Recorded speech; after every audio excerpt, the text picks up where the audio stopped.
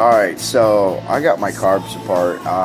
This is the first time actually really getting into some real big carbs, multiple carbs at once.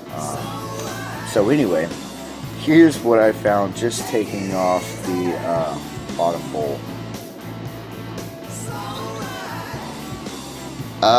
Yeah, I think I can say I have a slight carb issue. So yeah, this is gonna be fun. Oh yeah, man. Hey, work on your own stuff. If you can afford it, hey, go ahead, but always still work on your own stuff. You know more about your bike and more about yourself again. Later. Alright, so here it is. Here's the official update. Tapped my little bolt hole that I needed to get the bolt out of. Reinstalled the carbs. I just gotta make sure everything was up and running a little bit, but let's give it a good old fashioned yeehaw and see what's up. Woo!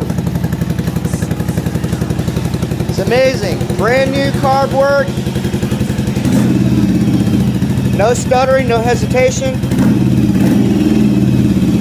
Yes, sir. Daddy's a happy boy.